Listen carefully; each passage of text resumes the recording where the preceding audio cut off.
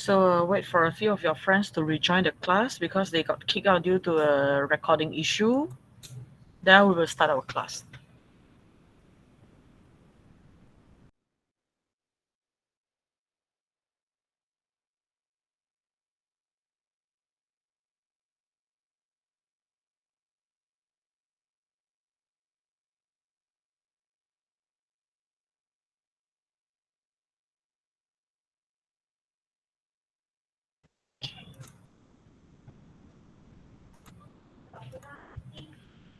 Alright, so we'll be doing chapter 1 today. So chapter 1, we got four main subtopic, four main things in the chapter 1.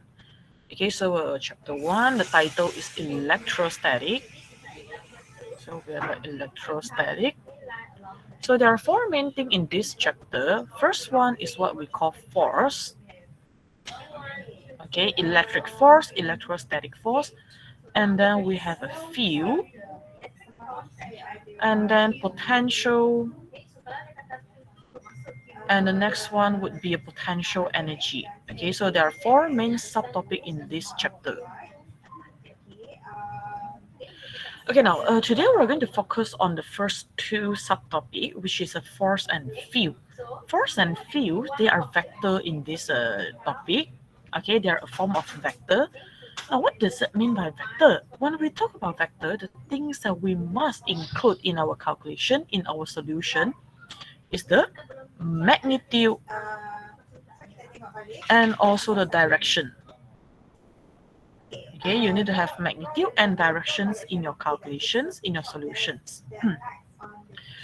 So now let's see. Right, yeah. I will change the place. Okay, too many lecturers are having class right now. So you guys look at the note first. Okay, let me find a new place.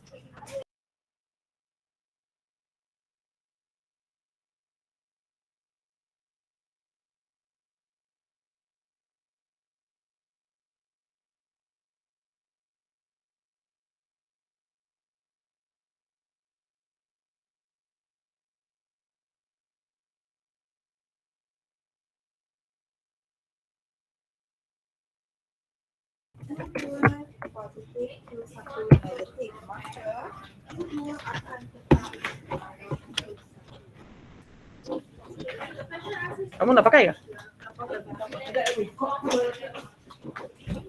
Sebab sana 3 orang kelas serentak. Thank you, Kak.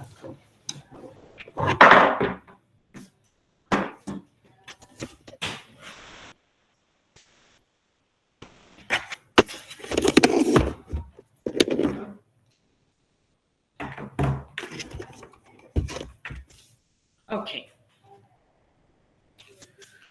So let us resume the class. All right. So in chapter 1, there are four main subtopics. First one is the force, and then field, followed by the potential and potential energy. Force and field, both of them, they're vector. Now, when we talk about vector, it means that you need to include the magnitude and also the directions in your calculations. So you need to mention the directions in your final answer. Okay, and one thing that is very important in these two subtopics is that when you're looking at the equations, when you're calculating the force and field, okay, then we tend to ignore the negative sign of the charge. Okay, ignore the sign of negative charge, which means when you're calculating the force and field, you just take the magnitude of the charge, okay, without looking at whether it is positive and negative charge. Now, then what is the functions of a positive and a negative charge? The sign of the charge. Sign will tells you the direction. Okay, sign tells you direction. So equation give you the magnitude, sign give you the direction. And then if you look at potential and potential energy, these two things, they are scalar quantity. Okay, so scalar quantity means that you just need the magnitude. You're just going to look at the magnitude. It has no direction. And when it comes to potentials and potentials energy, you must include the sign. Okay, you must include the sign of the charge. So this is the main things that you need to know in chapter 1. Okay, which one belongs to vector, which one belongs to scalar quantity, and then what is the main difference in the calculation between the scalar and the vector. So in a vector, when it comes to vector quantity, you ignore the negative sign, and then when it comes to scalar quantity, you must include the sign of the charge. So in a vector quantity, okay, we use equations to determine the magnitude, and then the directions is based on the sign of the charge. Okay, so this is a brief summary. Now let us go to the notes. So 1.0 electrostatic, first subtopic Coulombs law. Now when we talk about Coulombs law, actually we are looking at the electrostatic force. Electrostatic force in chapter 1, also known as electric force. And it can be calculated by using F equals to Q over 4 pi R not 4 pi epsilon naught R squared equals to KQQ over R squared. So I have two equations. Okay, so you just choose either one. Now, most of the time we use KQQ over R squared. Okay, most of the time we use KQQ over R squared. So A experimentally shows a two electrical charge object, they are exerted a force on one another known as electric and electrostatic force. Now, electrostatic force, it only exists if you have two or more charges. If you have one charge, okay, if you only have one charge, then it means no electric force. Okay, so electric force only exists if you have two or more charges. Okay, two or more. So first thing, if you look at the first one, you have a one positive charge, one negative charge. When you have opposite charge, they will attract each other. But when you have two like charge, now two like charge means you have two charge with same sign, okay, two same identical charge, then they are going to repel each other. So negative and negative, they repel, positive and positive also repel. So the attractions or repulsions acts along the line between the two charges. So you draw a line along them. The directions of the force, okay, the directions of the motion is lie on the line. Okay, so Coulombs law. Now, what does it mean by Coulombs law? Coulombs law states that the magnitude of the electric or electrostatic or the Coulomb force. So it has three names, as you can see right here. Okay, electric force, also known as electrostatic force, also known as Coulomb force. So it depends on the questions. Okay, it depends on the questions. So Coulomb's law states that the magnitude of the electric force between 2 point charges is proportional to the product of charges and inversely proportional to the square of the distance between them.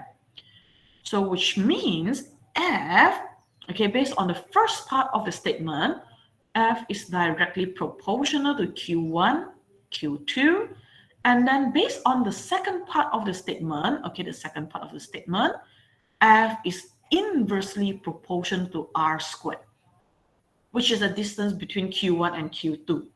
So when you combine these two relationships, it gives you a new relationship, which is known as F is proportional to Q1, Q2 over R squared, right? Q1, Q2 over R squared. Now, in order to make it into a mathematical equations, we add a constant. And the constant that we're going to add in this equation is known as K. Good. Okay, so the electrostatic constant K. So F equals to K Q1 Q2 over R squared. Now, if you look at the summary that I told you just now, I told you you have to ignore the negative sign of the charge. So in some books, they like to write it as K modulus Q1 and modulus Q2, so that you know Q1 and Q2, you ignore the sign. Okay, you ignore the sign. So what does it mean then? Now, it means you will always get a positive value when it comes to force, okay, without a negative sign, because you're calculating it by using the modulus sign. So F equals to K modulus Q1 modulus Q2 over R squared. And this one, it will just give you the magnitude. Okay, the magnitude without direction. Then how are we going to determine the directions then? It's based on the diagram in your bullet point A. You look at whether they attract each other or they repel each other. if they attract, okay, for example, now let's look at the first diagram. So I'm going to call this positive charge as Q1 and call this a negative charge as Q2. So if there's an attractive force between them, then the force acting on positive charge, which is acting on Q1, is going to the right-hand side. Okay, so you determine the direction based on the interaction between two charges, whether they attract each other or they repel each other. So I'm going to call it Q1, Q1, and then this is Q2, Q2. So in the second diagram, Q1 now, because Q1 and Q2, they repel each other. So now my Q1 is going to the left. Okay, and again, in the third diagram, Q1 and Q2, they repel each other. So my Q1 is moving to the left. The force acting on Q1 is pointing to the left.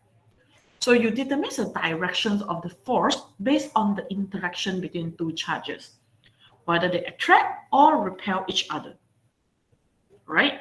So direction based on the diagram, okay, direction based on the diagram, based on the interaction between two charges.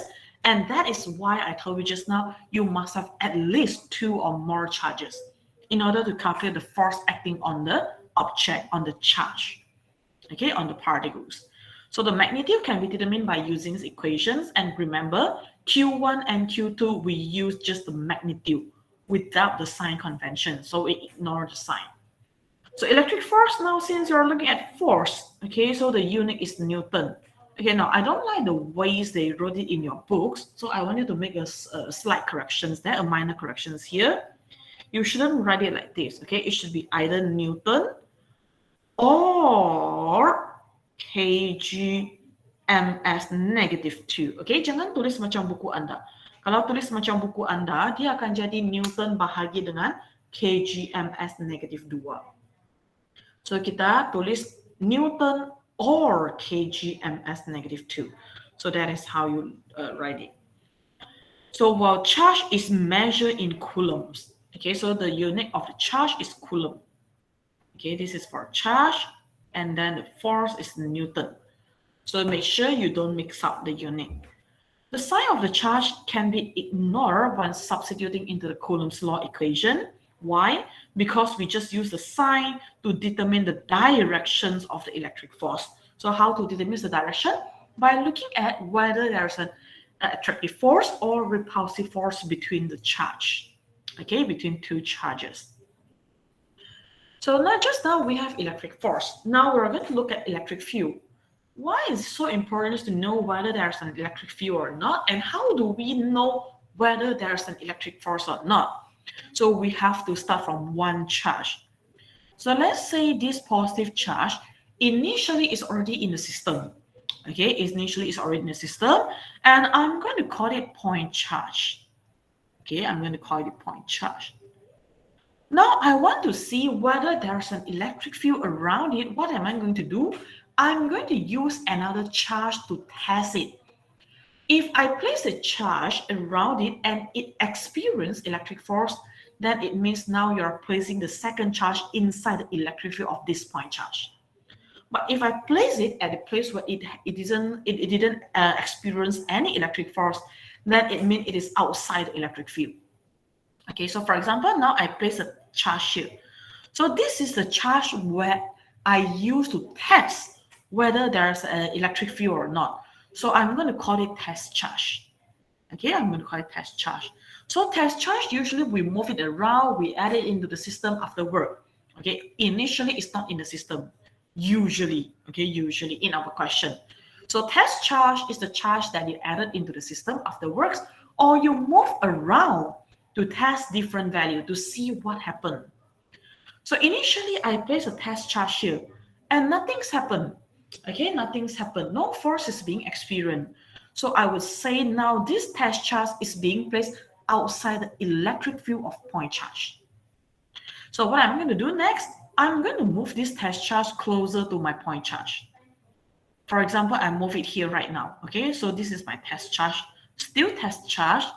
And now when I place it here, it experiences a repulsive force from point charge. Why? Because now you have two positive charge. So these two charges, how am I going to determine direction? Well, you draw a line that is joining them together. So the force would be going towards here, okay, along a straight line. So there's a force being experienced by the test charge. So now in another words, okay, the test charge is now being placed inside the electric field of the point charge. Okay, so maybe this is the electric field around my point charge. Okay, the regions of electric field around my point charge. And I put a test charge inside the electric field already. Therefore, it can experience, it can feel the force coming from the point charge. So if you place it outside, for example, here, then it's outside electric field. No force is being experienced. Okay, and one more thing that I wanted to take notes. Electric field, the shape is a spherical shape. Okay, just that because we are drawing it on the paper, therefore it seems like a circle. Okay, dia nampak macam 2D sebab kita buat pada kertas. Sebenarnya dia adalah 3D, dia adalah satu sphere. Okay, it's moving in all directions. And electric field exists even though you have only one charge. Okay, and quite often questions won't give you two charges when it comes to electric field types question. It will just give you one charge, for example here, and then it asks you to determine the electric field at point A. Point A could be a point with or without charge. It won't affect, okay, it won't affect the calculation because electric field, it exists with just one charge. Okay, every one charge, it has its own electric field. It's unlike force. Force, you can only calculate it. It only exists if there are two or more charges. But electric field, you just need one charge. You are looking at what happens from that one particular charge. So electric field is defined as the regions of a space around isolated charge. So point charge, also known as isolated charge, where an electric force is experienced if you put a test charge in that region. Okay, like what I told you just now, if you put it inside the region, then it experiences electric force. So electric field around the charge can be represented by drawing a series of lines. So like I told you just now, again, electric field is a vector. Vector will ignore the sign of the charge, right? Then what is the functions of the sign of the charge? The sign will tell you the directions of electric field. So for example, positive charge, if you have a positive charge, then the electric field line is pointing outward. Okay, so this one we call outward.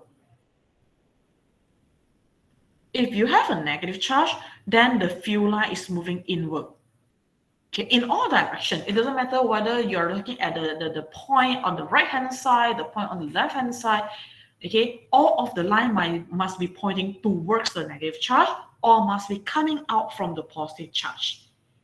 So the direction depends on the positions of the point that you are looking at. Okay, so even though it's outward, but if you place the point on the left-hand side, then the directions of the field will be going to the left. If you place the point on the right-hand side, then the direct field of the positive charge would be going to the right. So it depends on the positions that you're looking at. So field, you don't have a definite direction. It depends on where is the point that you're looking at. Where is the destination? Okay, where is our positions, the positions that we want. So negative charge inwards, positive charge outward. What happens when you place two charges close to each other? For example, if you have one positive charge and one negative charge.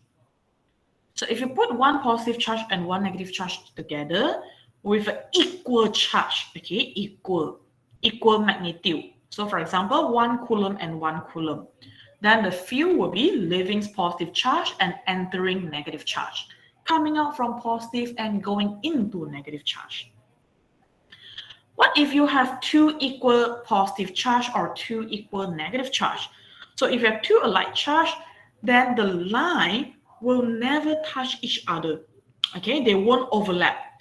Field line won't overlap with each other. Okay, they will either become the joining a line, like the one on the right hand side, the diagram on the right hand side, okay, leaving positive and entering negative, or they will just move at their own without touching, without overlapping with each other.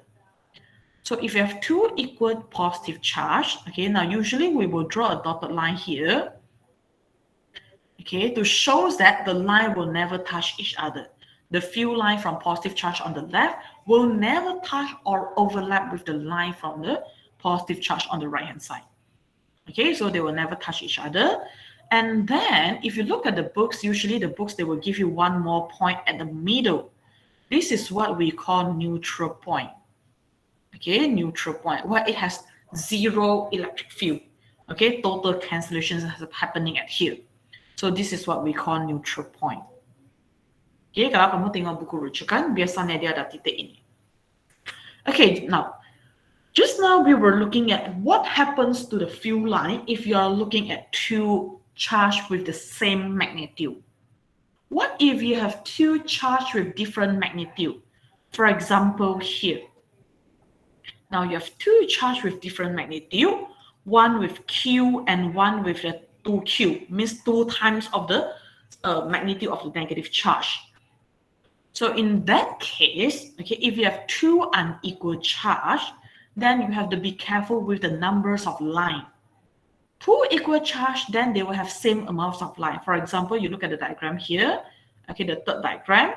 Positive charge, you have 1 line, 2 line, 3, 4, 5, 6, 7, 8. 8 line. Negative charge, you also will have 8 line because they are equal. Okay, so let's see if is it correct. 1, 2, 3, 4, 5, 6, 7, 8. So they have same amounts of line because they are equal charge. They are equal in magnitude. Now you have unequal. Okay, now in the fifth diagram, you have unequal charges. One with Q, another one is twice, which is 2Q of the first charge.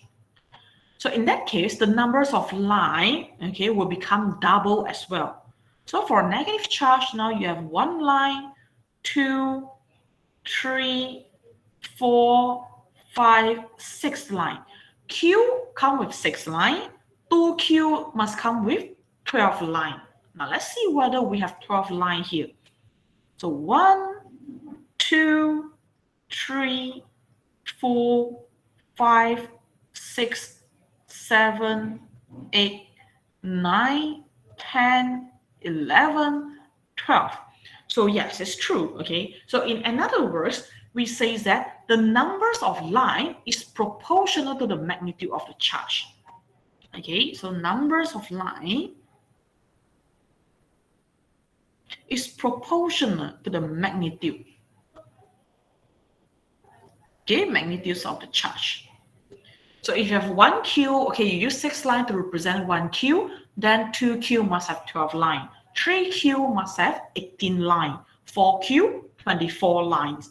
So in exam, don't make silly thing. Okay, so what does it mean by silly thing?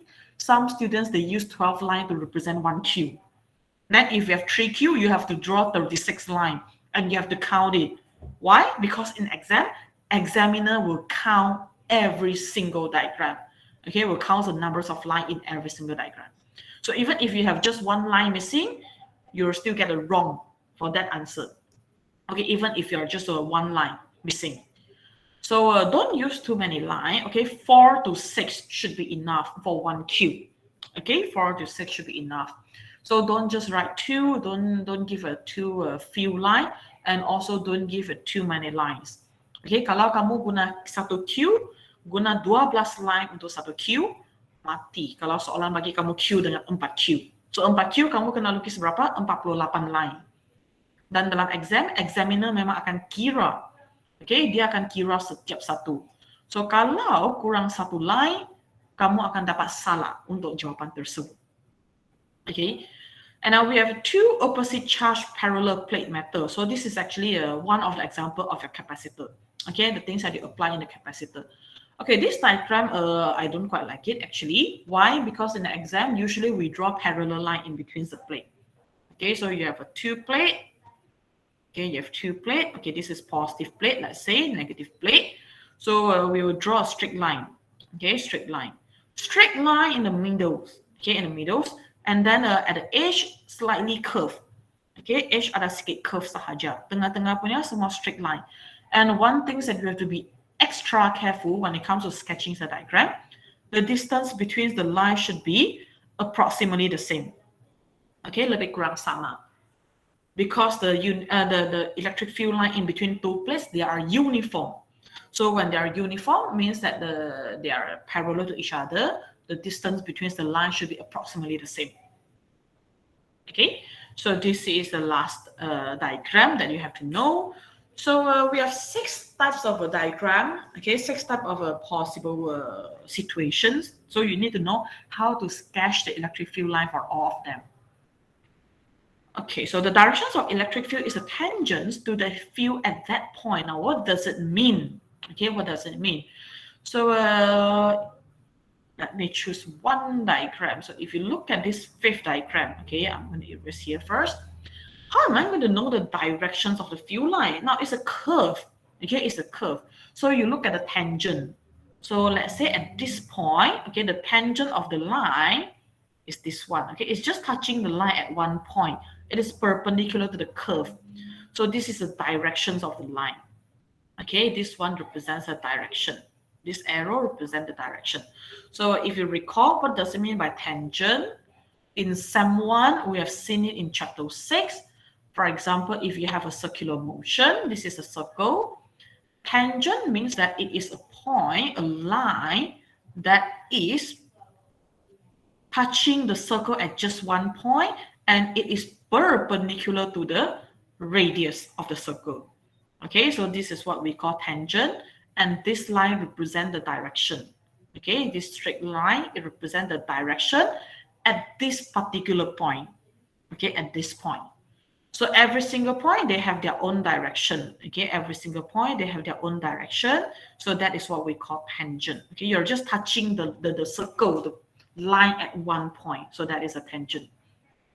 So we use tangent to determine the directions of the field at that particular point.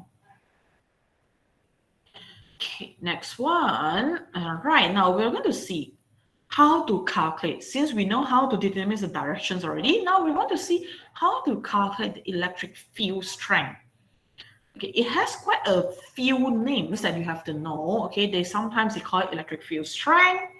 Sometimes they call it electric field intensity. Sometimes questions will just call it electric field, or in some questions they call it electric field density.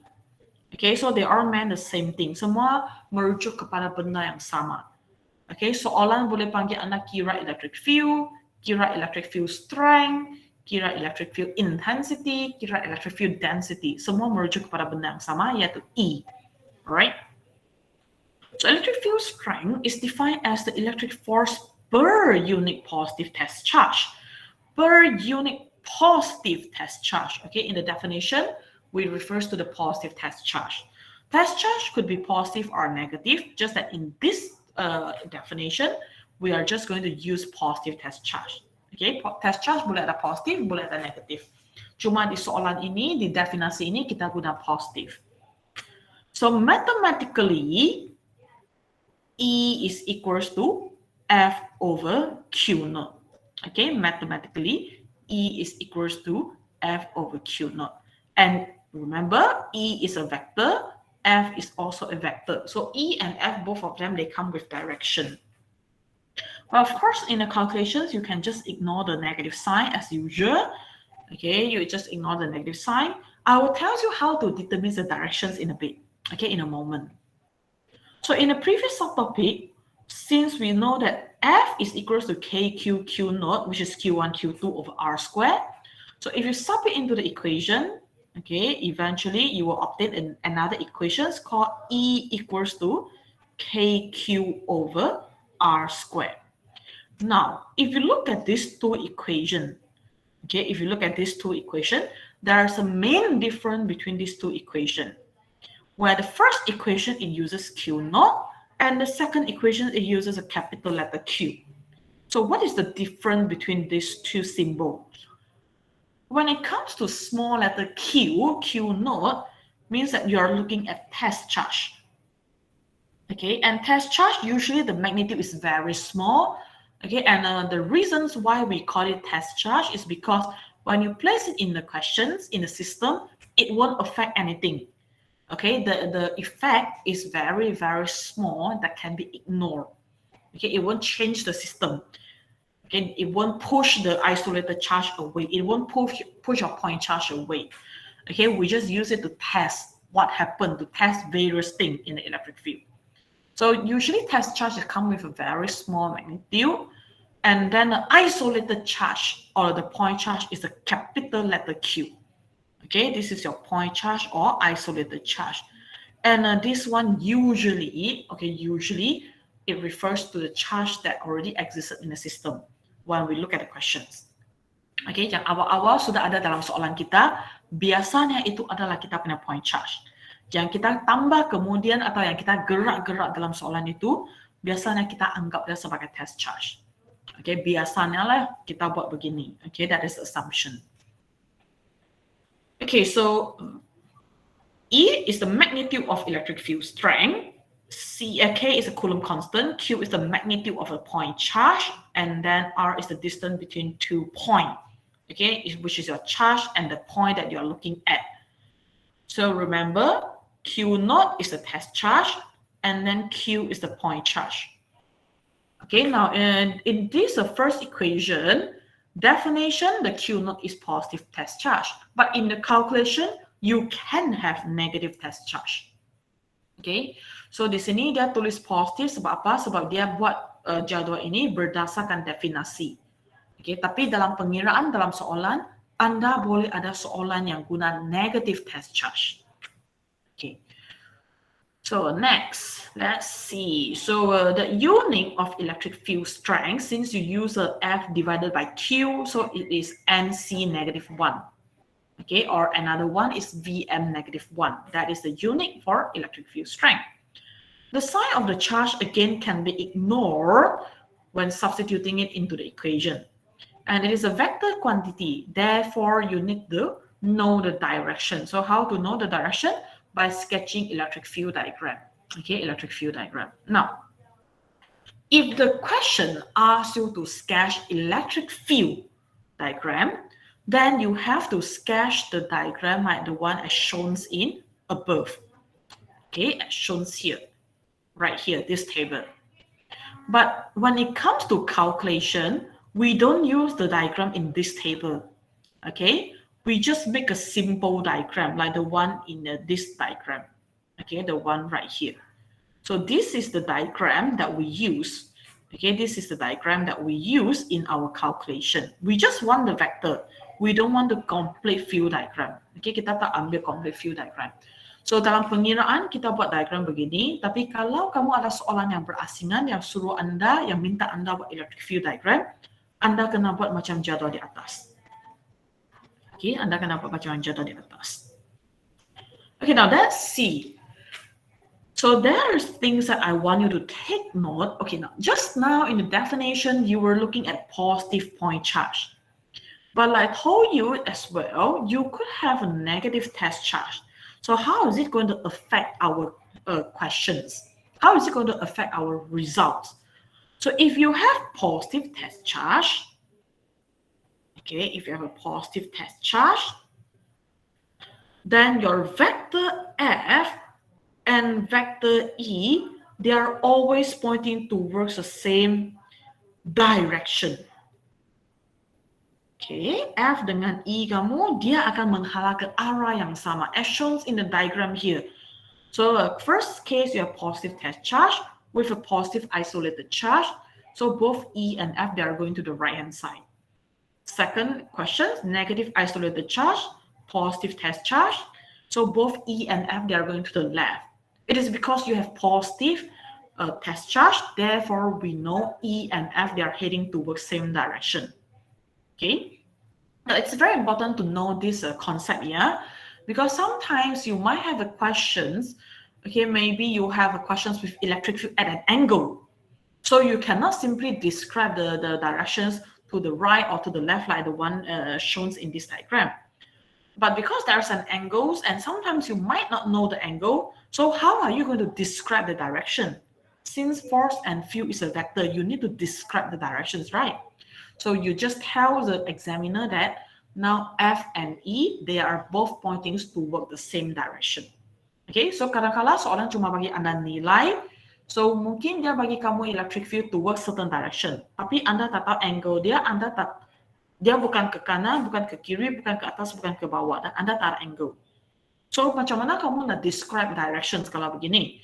Anda describe directions dengan menyatakan bahawa F dan E kamu menghala ke same direction or opposite direction if you have negative test charge.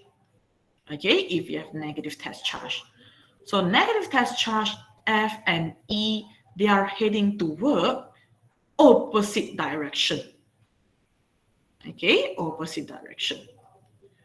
So you have the same directions, you have opposite direction. Depends on what type of test charge you are looking at.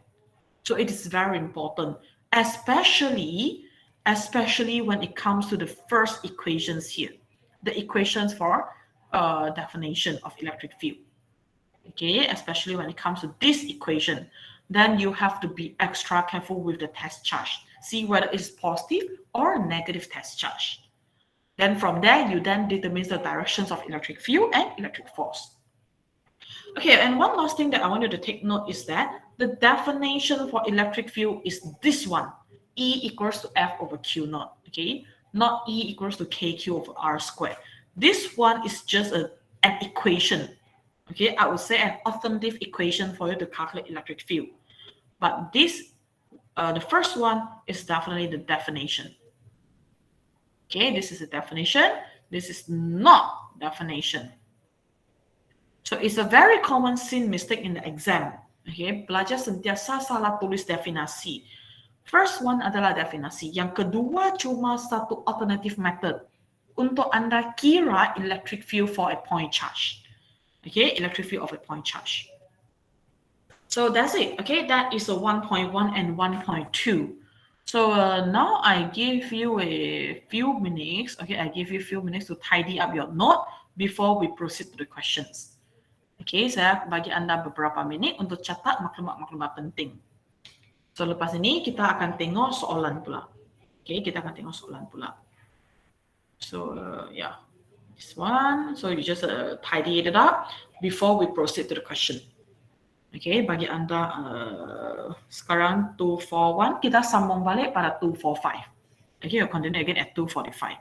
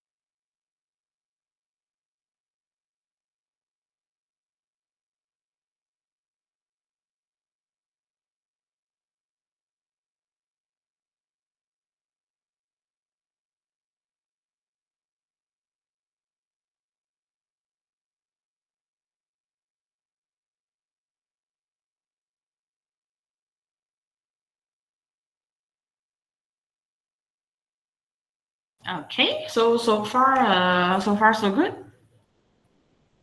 So today we're just going to focus on the first two subtopics. 1.3 and 1.4 I will discuss it in a lecture on a Friday. Okay, on Friday. So now let's see. Tutorials. Okay, chapter 1. So 1.1 Coulombs Law. First, we are going to see how to sketch force diagram and then apply Coulombs Law. Okay, so we are going to learn how to apply Coulombs Law and then simple configurations of charge of maximum 4 charge. Now, in your syllabus, you'll have a maximum up to 4 charges only. Okay, you won't have 5 charges, 6 charges, and so on. Maximum 4. Okay, so example 1. Now you have 2-point charges, Q1 with a negative 20 nanocoulomb, Q2 with a 90 nanocoulomb, are separated by a distance of 4 cm, as shown in figure below. First thing that you should do, make sure everything is in SI unit. Okay, so what does it mean by nanocoulomb? Nano is times 10 to the power of negative 9. Okay, so nano times 10 to the power of negative 9, and then cm is times 10 to the power of negative 2. So you have 3 values. Make sure every single one is in the SI unit, as shown in the figure below. So given Coulomb's constant, now Coulomb constant will be given in the list of constant. You don't have to memorize it. So sketch electric force diagram on Q1 and Q2. Now, how are we going to sketch the electric force diagram? First thing, you need to identify the object. Okay, where is the object? Which one is our object? We have Q1, we have Q2, right? So it depends on the question. For example, questions 8. It asks you to sketch the electric force diagram on Q1. Then it means Q1 is our object. And the second part of the question, it asks you to sketch the electric force on Q2. So in other words, the second part of the question is going to treat Q2 as the object. Okay, so in exam, you don't have to sketch the diagram for both of them. It depends on the question. Okay, so questions, well, in exam, it seldom asks you to sketch the force diagram on both of them. Okay, maybe it just say, okay, sketch a force diagram on Q2. Then you just have to focus on what happens on Q2. So this question is asking for both, so we're going to look at them one by one. Okay, now Q1 is a negative charge, Q2 is a positive charge. Well, like I mentioned just now, you cannot determine the force with just one charge. Force only exists if there are 2 or more charges. So now we are going to look at both charges at the same time.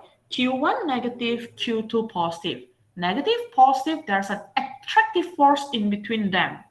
So attractive force means that they're going to head toward each other. Okay, so this is F2 on 1, F1 on 2. Okay, 2, 1, and 1, 2.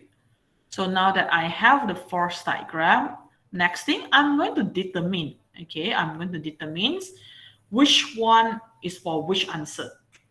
If the question asks you to sketch the force on Q1, then what are you going to do? You're just going to move this whole thing. Okay, you're just going to move this whole thing to the questions 8. So now I have a negative charge, Q1, and then I have a force going to the right-hand side. So this is the answer if the question asks you to sketch electric force on Q1. So Q1 is the object.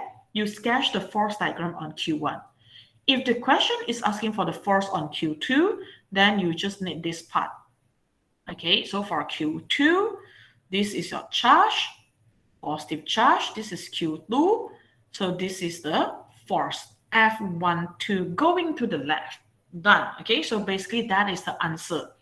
That is the answer for questions 8. You just sketch the force on each of the charge.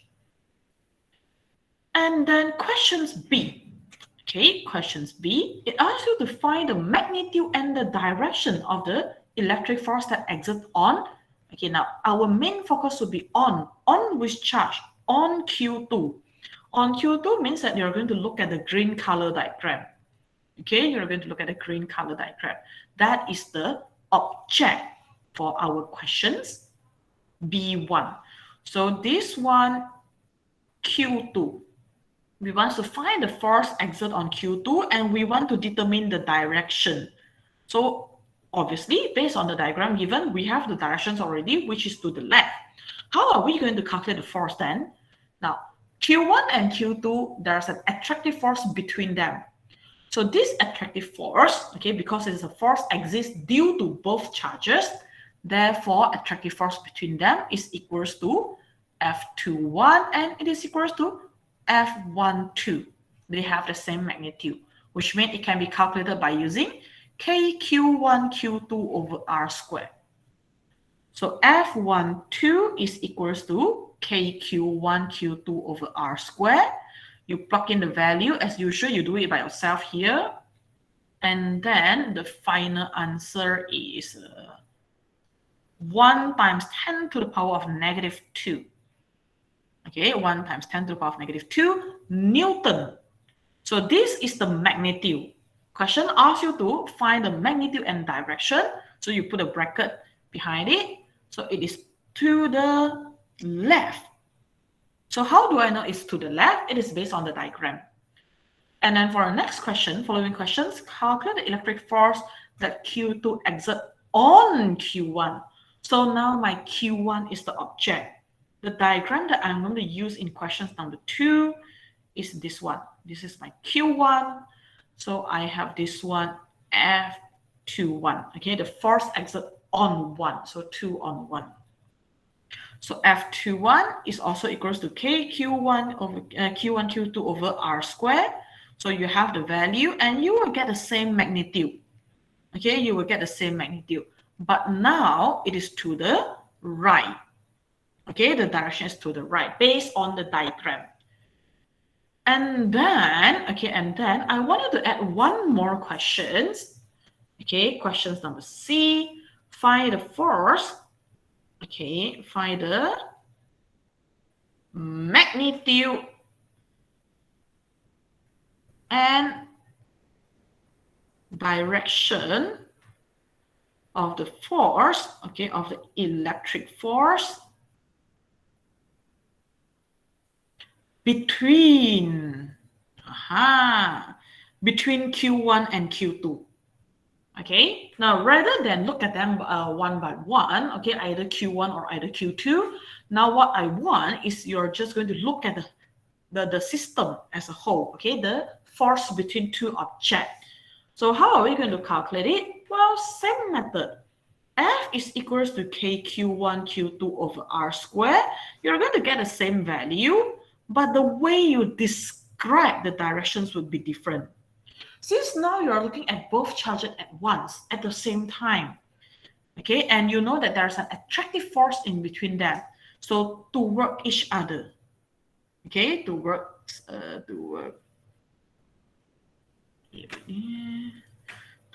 each other. So this is how you describe the direction.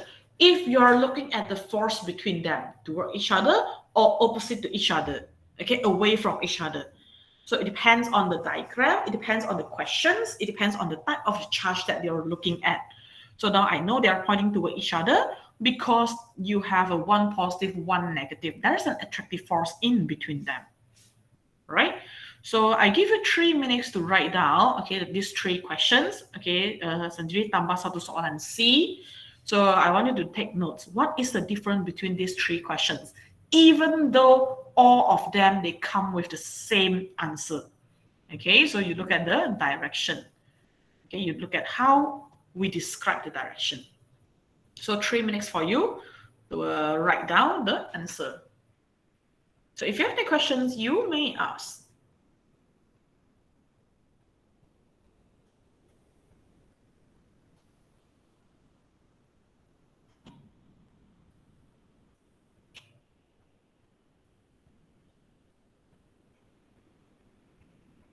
Madam, Yeah. madam. If the question Yeah, asks kenapa? about the, katalah macam question dia tukar lah. Yang A tu jadi sketch electric field. Jadi dia kena sama lah kat cm tu.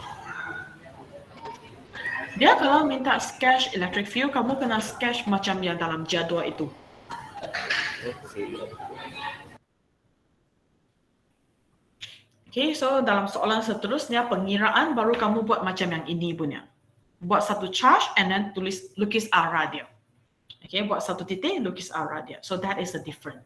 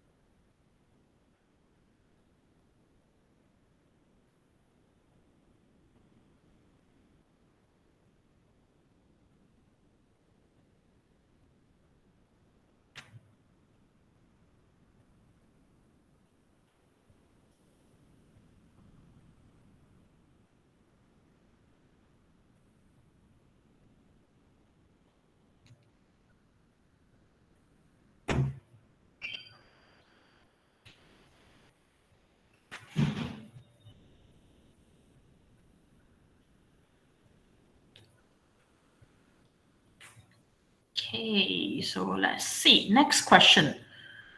Okay, now what are we going to do if you have 3 charges in a system? So rather than 2 charges like example 1, now you have 3 charges. So how are we going to determine the direction? So if you look below, show 3-point charges. They are placed in the shape of triangular. Q1, Q2, and Q3. Sketch electric force diagram on Q1. So which means our object is Q1 right now. But before we sketch the diagram, we must know the relationship between Q1 and the other 2 charges. Okay, now when it comes to a case like this, we are not going to look at all 3 charges at once. We are going to look at them pair by pair. Okay, setiap kali kita tengok sepasang saja. Kita jangan tengok 3 charge serentak. Kalau Anda tengok 3 charge serentak, Anda akan pening kepala. Okay, so you look at one pair by one pair.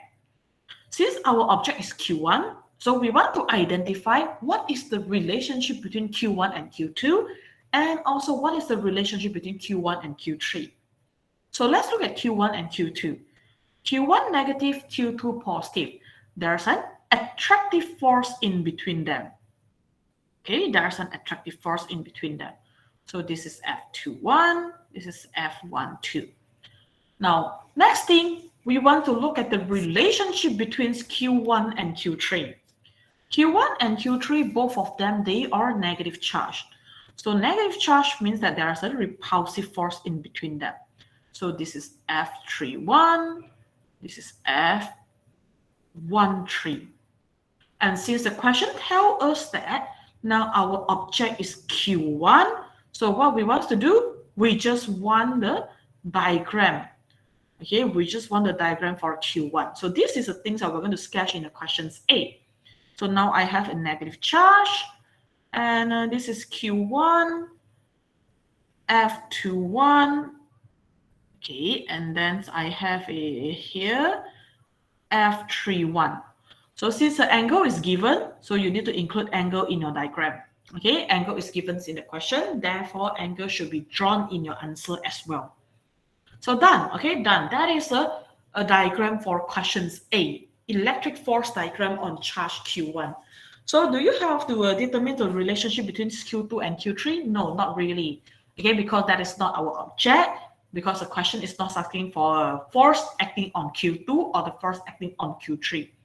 Therefore, you don't have to know what happens between Q2 and Q3. All right. So first thing that you need to know, you need to do when it comes to a questions, this type of question, identify the object. See which charge is our object. Okay, which charge is our object. So obviously, according to the question, my object right now is Q1, right? Okay, so let's look at questions B. Determines the magnitude and the directions of the resultant force acting on Q1. So basically now you're just going to do the same things that what you have been doing in SEM 1. Okay, so Q1 is my object. Let's say I'm going to draw a free body diagram for it. This is Q1. So this is my F21 and this is my F31. Isn't it look very familiar right now? It is just like the questions that you have been doing in SEM 1. Okay, it's just like the questions that you've been doing in SEM 1. The only difference is before you do a resolving vector and calculate the resultant force, you need to calculate the values, the magnitude of F21 and F31 first. Okay, so sebelum kamu buat resolving dengan kira resultant, Anda kena kira F21 dengan F31 dulu. So F21 is equals to KQ1 Q2 over R12 square. So you calculate the value. And then F31 is equals to KQ1 Q3 over R13 square. So you calculate the value. Okay, you calculate the value. And then after you obtain the values for F21 and F31, you can then proceed to table, resolve it. Okay, because now these two vectors, they are not lying on the same plane, they are not lying on the same component. Therefore, you need to resolve it. So this is your F21, this is your F31, and then after that, you calculate the total along x-axis and total along y-axis. So summation. So summations fx equals to what? And the summations fy equals to what? Okay, so you need to calculate resolving and then the resultant. And of course, don't forget about the sign convention. Okay, when it comes to this table, you need to include the sign. So for example, F21. F21 is lying on the x-axis and it's going to the right-hand side. So you have positive x. So since it's lying on the x-axis, y is equal to 0. When it comes to F31, well, F31, if you resolve it, okay, if you resolve it, you're going to get a diagram like this. So positive x, negative y. So when it comes to table, you need to take into consideration the sign conventions already, right? So when you're just doing a calculations here, this part, you ignore, okay, ignore the sign. But in the table, you must take into consideration the directions already. So once you have summations fx and summations fy, you can then proceed to calculate the total. Okay, so f resultant is equals to square root summations fx square and then plus summations fy square. So from here, you obtain the resultant value in terms of Newton. And of course, you need a direction.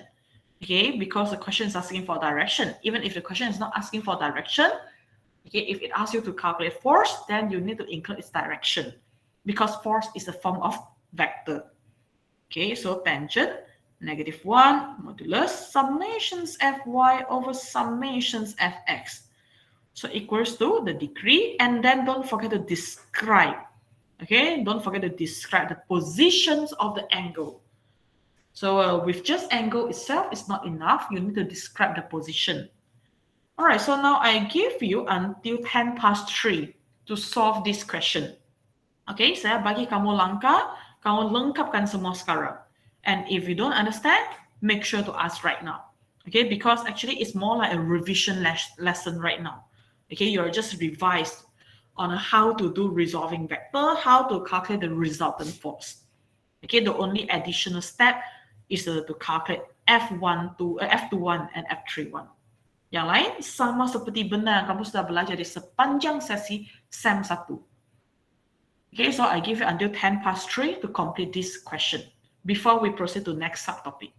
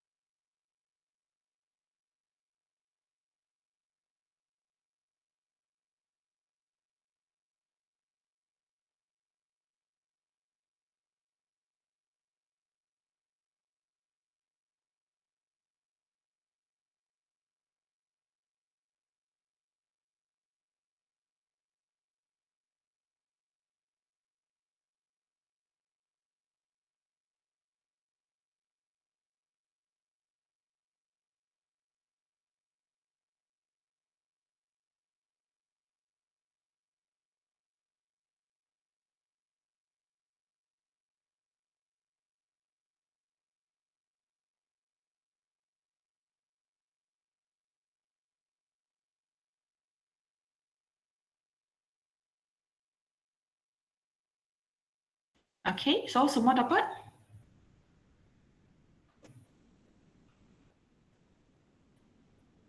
Hello?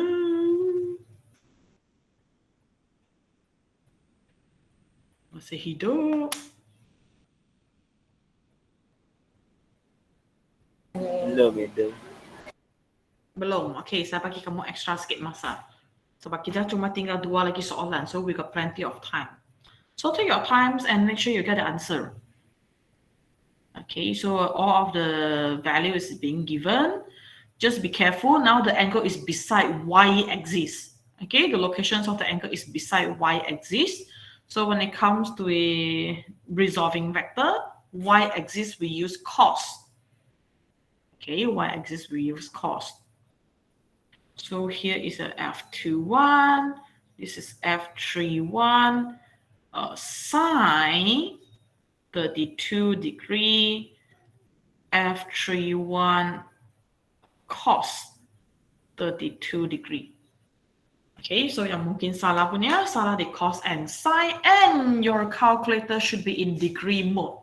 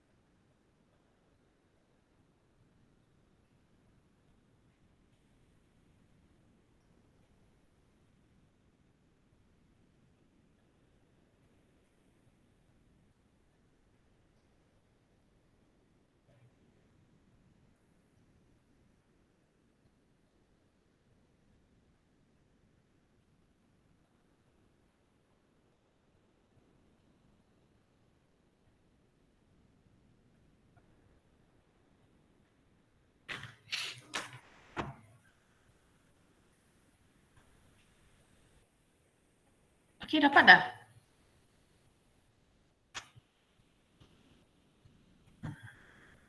Kalau kamu kira force statement betul, okay, if you calculate it with the correct functions, correct mode, your Fx should be, your Fx should be 3.09 Newton.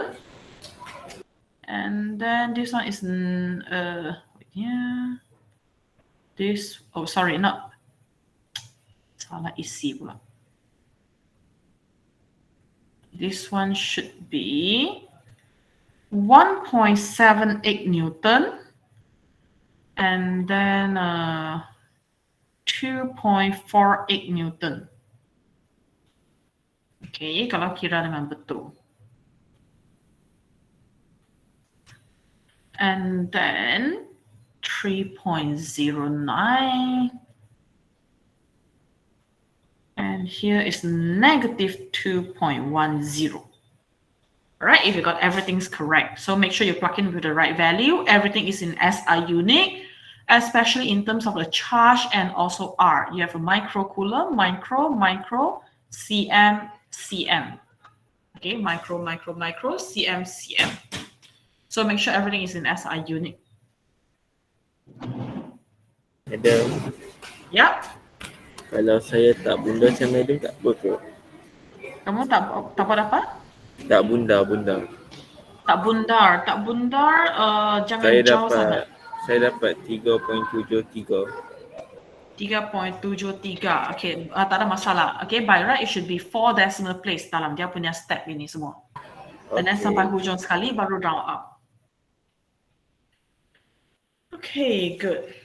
All right, so I give you the values already. You write it down. Now let us go to the next part. Okay, next questions.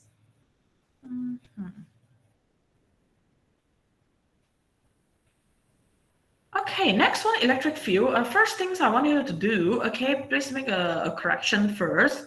Okay, we should do a questions B first. So this one should be questions A. This one should be questions B. Okay, A dan B terbalik. Okay, A and B terbalik.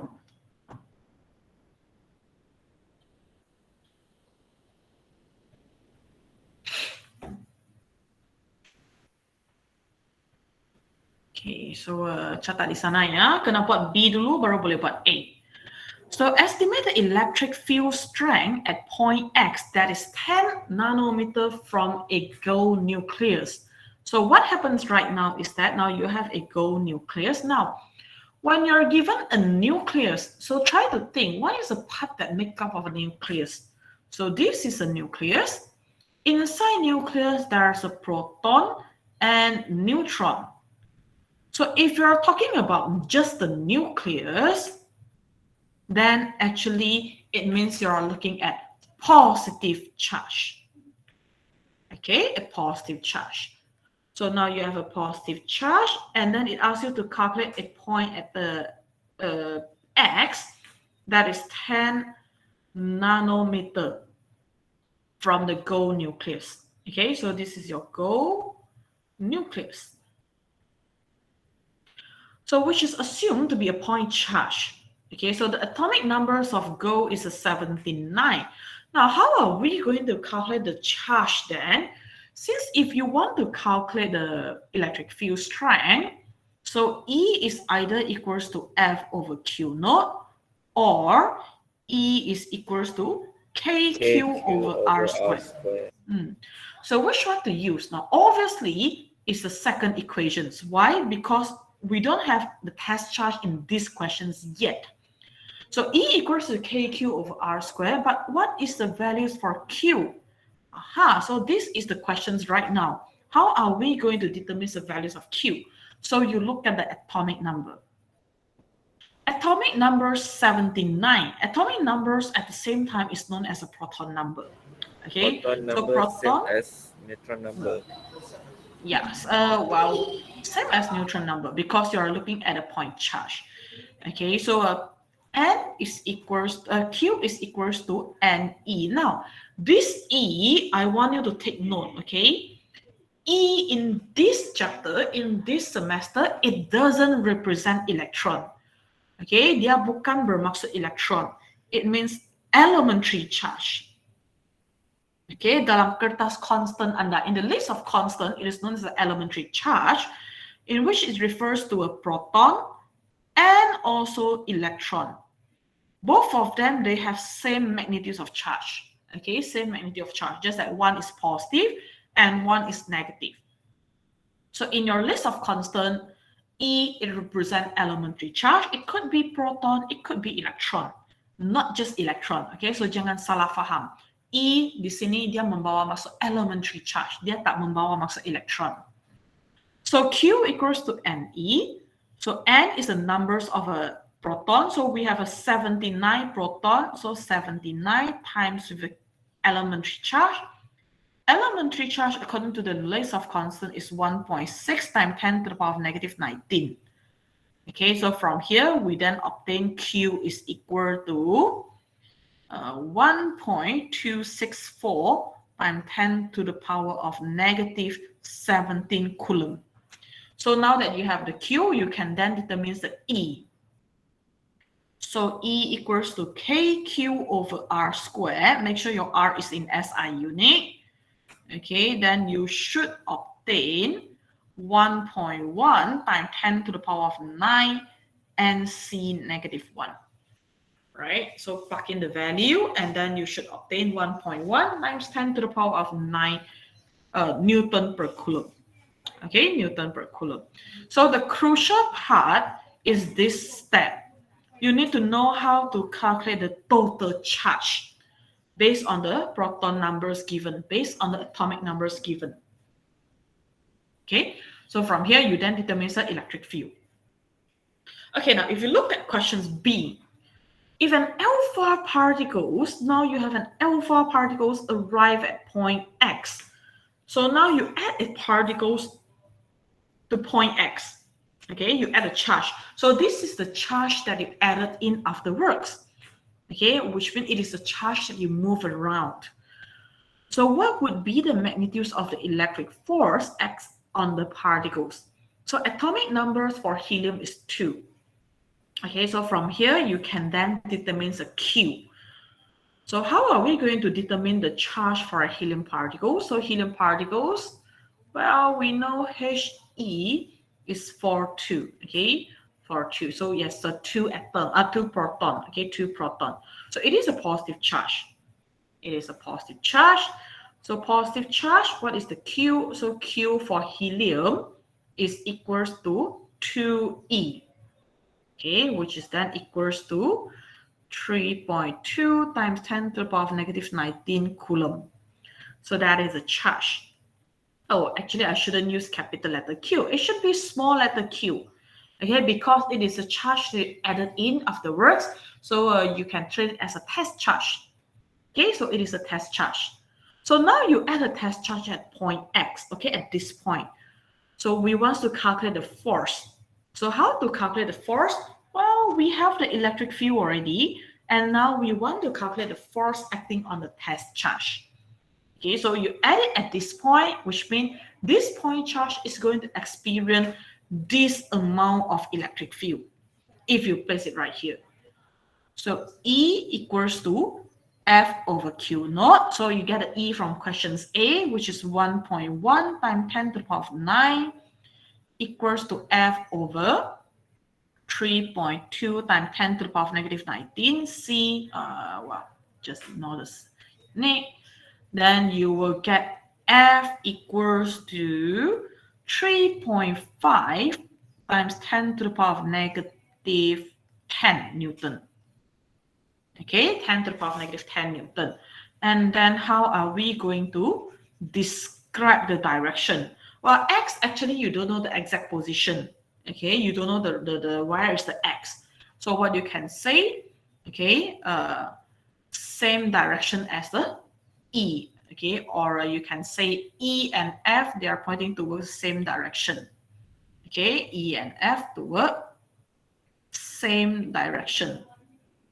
So how do I know that they are pointing towards same direction?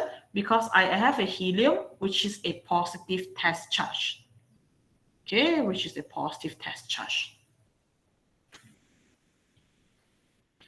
Okay, so that is the answer for example 3. Okay, I gave you a few minutes to write it down. Okay, especially the one in a green color box. Okay, especially the one in a green color box. Make sure you understand why. Okay, and when it comes to nucleus, it is a positive charge. Alpha particle is also a positive charge. Okay, alpha particle is also a positive charge.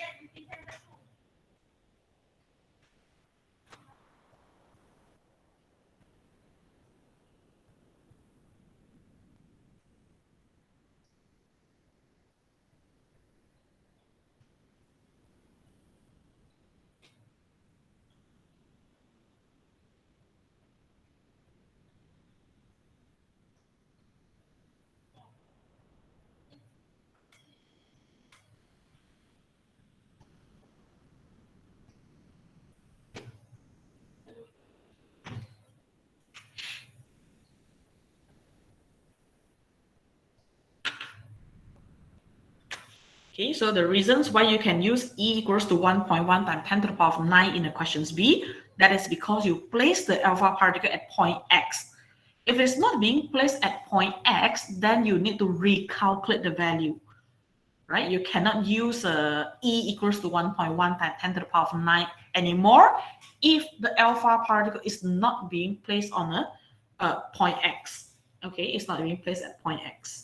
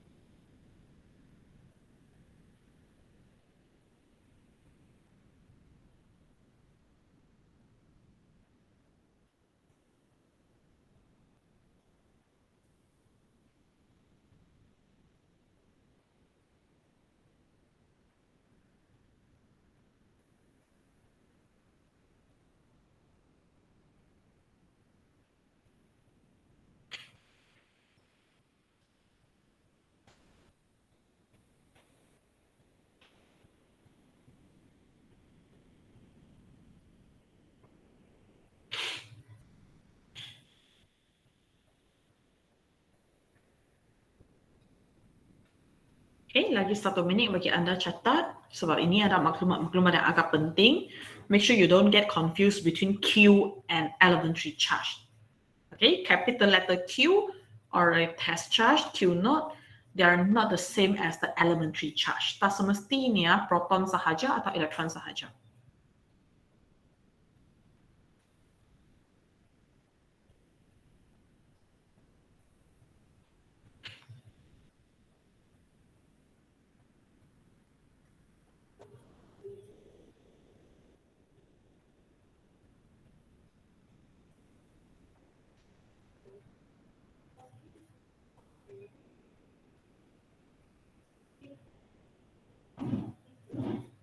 All right, now let's look at the last questions. Okay, the last questions for our today's sections. Okay, what I want you to do, okay, I want you to try questions A and B. I give you 5 minutes to try questions A and B. The idea of doing it is similar to questions example 1 just now. Okay, and this one, it asks you to sketch an electric field diagram at point P. So you're not going to give me the diagram as shown in the table. Okay, you're just going to give me the free body diagram at point P. Okay, sebab dia bukan tanya electric field for the system. Okay, dia bukan tanya electric field untuk Q1 and Q2. Dia nak electric field at point P. So kamu bagi saya vector diagram sahaja. Okay, bagi saya vector diagram sahaja. So I give you 5 minutes to solve it. The idea is very similar to the example 2 just now. Okay, it's very similar to the example 2 just now. You start from a free body diagram, and then you calculate E separately before you do the resolving and resultant vector. Okay, so 5 minit bagi anda cuba. Idea dia sama sahaja. Okay, idea dia sama. Kalau kamu boleh buat sendiri, bermaksud subtopik ini dah siap dah. Okay, anda faham.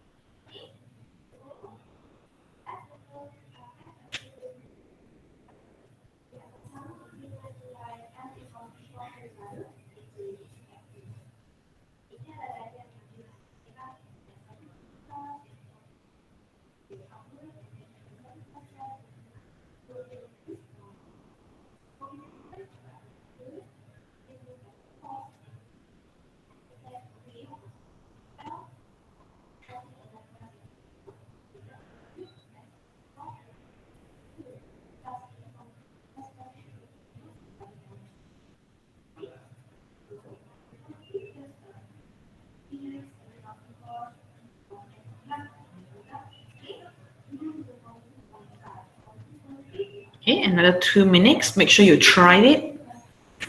Sebab kamu SEM ini, kamu akan ada soalan exam secara subjektif sudah. Okay, so make sure you practice, you know how to do it.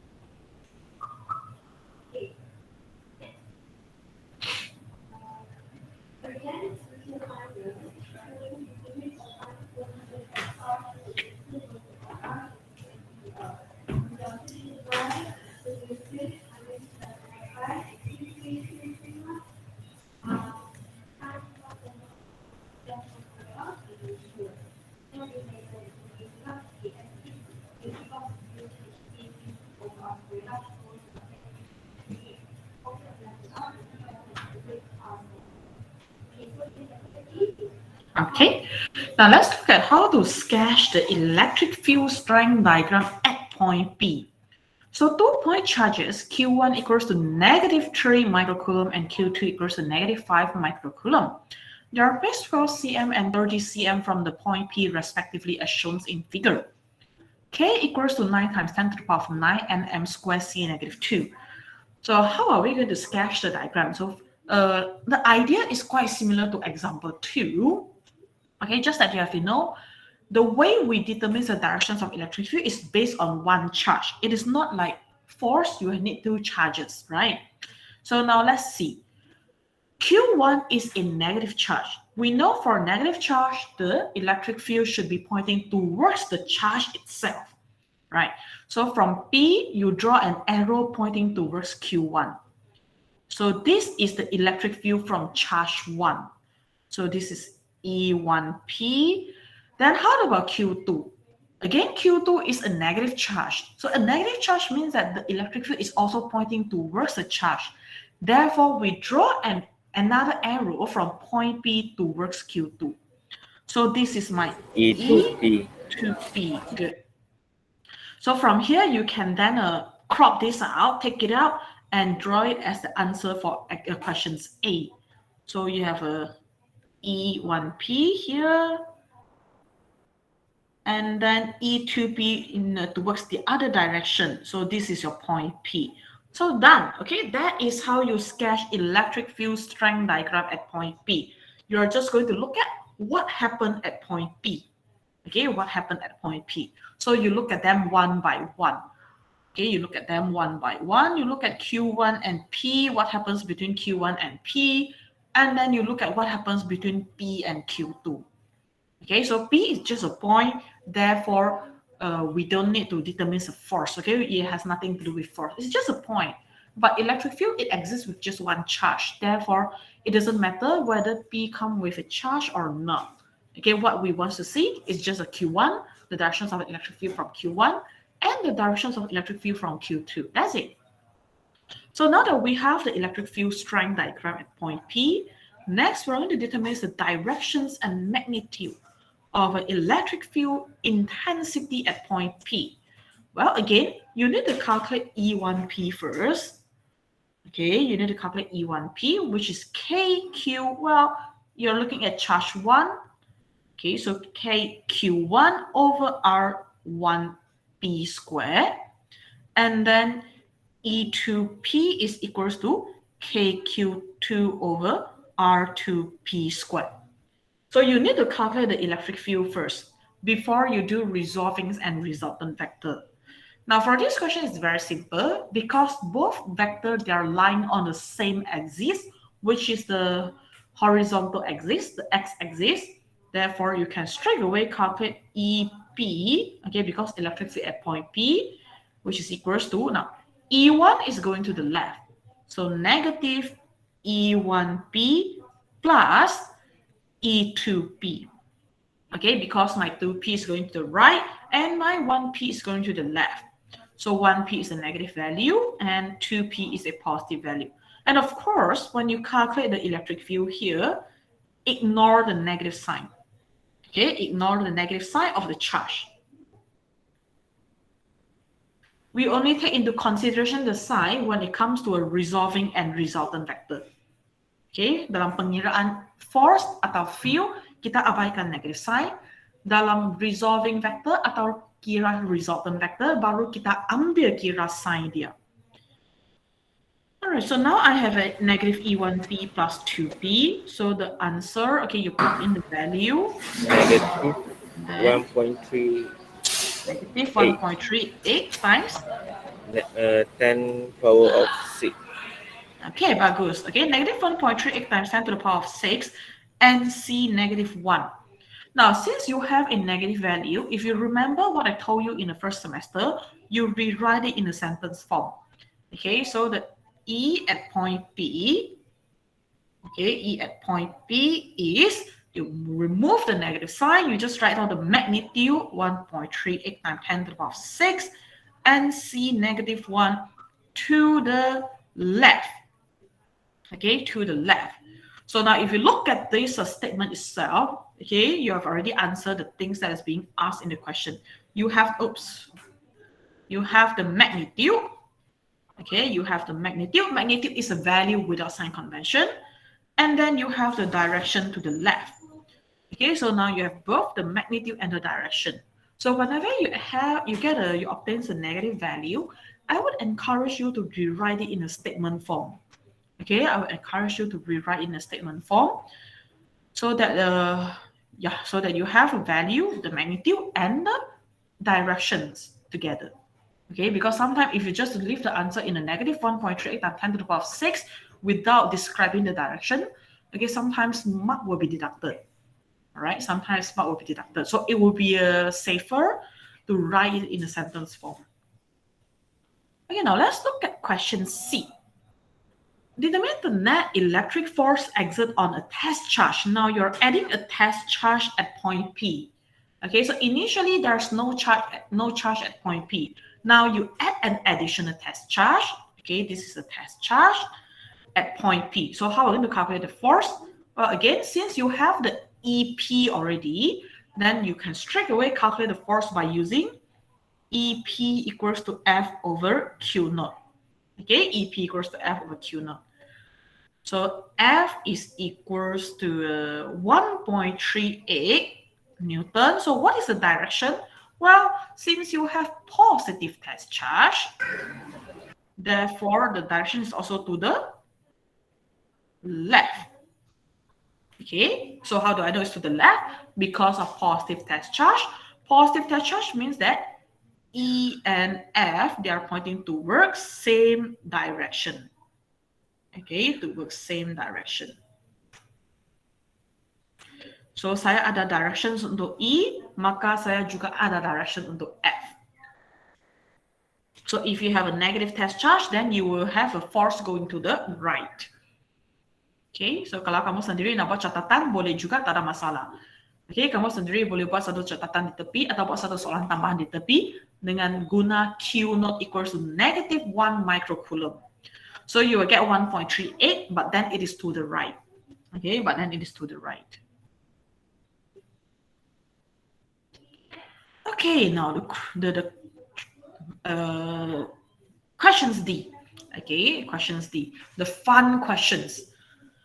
So determine the distance of a point A from Q1 where electric field intensity is 0. Now you don't know where is it. You have a Q1 right here, a negative charge. you have a Q2 right here. It is also a negative charge. You're still using the same questions. Oops. You're still using the same questions. You're still looking at the same charge, but now you don't care about point P anymore. Okay? You don't care where is point P. Now you want to identify where is your point A. You don't know where is point A. Okay? But you want to find out where is point A. Where is the point that will give you total E is equals to 0, resultant E is equals to 0. Okay, so what we want to do right now, we want to determine the position. So summations EP is now equal to 0. Resultant, okay, our EP is now equals to 0. And from the previous questions, okay, we know that EP is equals to negative E1P, or not EP, sorry, EA. Okay, negative E1, EA. So from our previous questions, we know that one of the electric field is going to the right and one is going to the left. Okay, so this is your E1A and this is your E2A. Therefore, the equations here should be minus E1A plus E2A. So by just looking at this part itself, okay, we can then say that when electric field intensity is equal to 0, E1A is equals to E2A. So how are we going to solve the questions then? First, well, you need to label the diagram first. Since we don't know what is the distance of a point A from Q1, therefore, I'm just going to label it as X.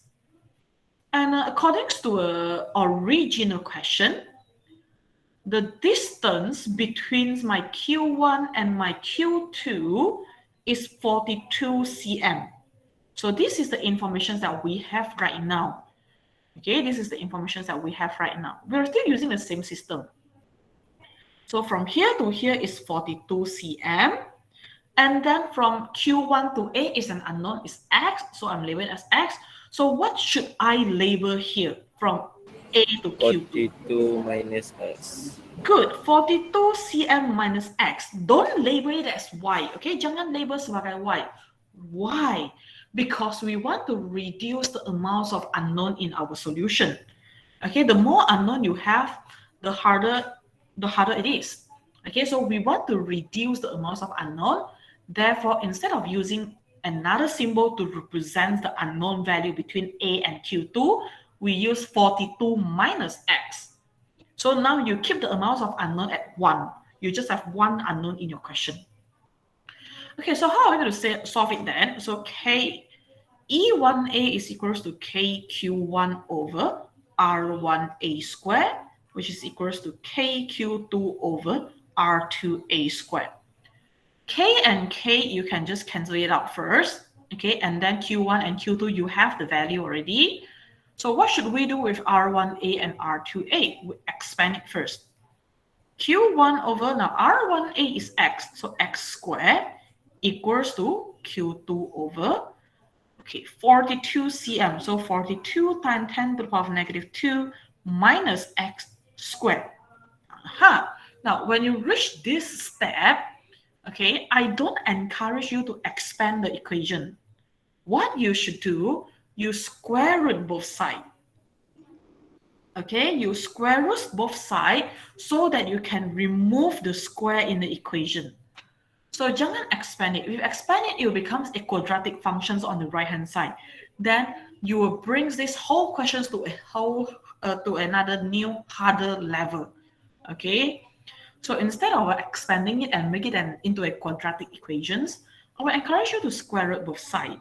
Okay, so if you square root both sides, okay, now square root in mathematics, if you square root a fraction, it is actually equals to square root A divided by square root B. Okay, therefore these equations that can then be rewrite as square root Q1 over X equals to square root Q2 over 42 times 10 to the power of negative 2 minus X.